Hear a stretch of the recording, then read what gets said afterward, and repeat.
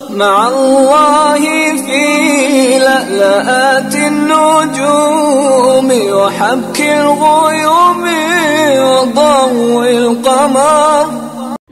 نحمده ونصلي على رسوله الكريم، اما بعد. بسم اللہ الرحمن الرحیم. معزز خواتین و حضرات، السلام علیکم ورحمۃ اللہ وبرکاتہ. ایک صاحب نے سوال کیا ہے کہ کیا لوہا آدمی کے پاس رہنے سے یا لوہا آدمی کا اپنے پاس رکھنے سے اس پر جادو کا اثر نہیں ہوتا؟ اگر یہ بات درست ہے تو اس کو ذرا حوالے سے بیان کریں.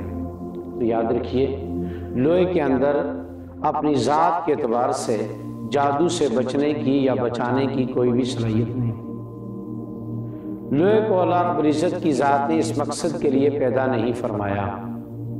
جہاں تک جادو کے اثر انداز ہونے کا تعلق ہے کہ جادو تو اثر انداز ہوتا ہے، لیکن جادو کے اثر کو ظاہر کرنے کے لیے جو مسنون عمل ہے وہ قرآن مجید کی آخری 2 صورتیں جن کا نام معوذتین ہے، ان کو پڑھنے سے جادو کا اثر ظاہر ہوتا ہے. نبی کریم صلی اللہ علیہ وسلم شام کو سوتے وقت اپنے ہاتھوں پر ان صورتوں کو پڑھ کر اپنے جسم پر پھیرتے تھے، اور نبی کریم صلی اللہ علیہ وسلم ان صورتوں کو پڑھ کر حضرات حسنین کریمین کے اوپر بھی دم فرمایا کرتے تھے.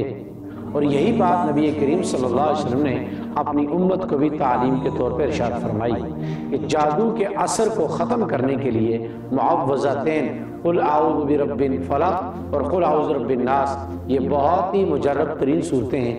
اللہ رب العزت کی ذات نے اپنے حبیب پر جادو کا توڑ انہی 2 صورتوں کے ساتھ کیا ہے، اور قیامت کی صبح تک جادو کے لیے یہ 2 صورتیں انتہائی مجرب اور انتہائی مؤثر ہیں. ہاں، شرط یہ ہے کہ پڑھنے والے کو یقین کامل ہونا چاہیے. اللہ رب العزت کی ذات ہمیں ہر برے اثرات سے محفوظ رکھے. السلام علیکم ورحمۃ اللہ وبرکاتہ.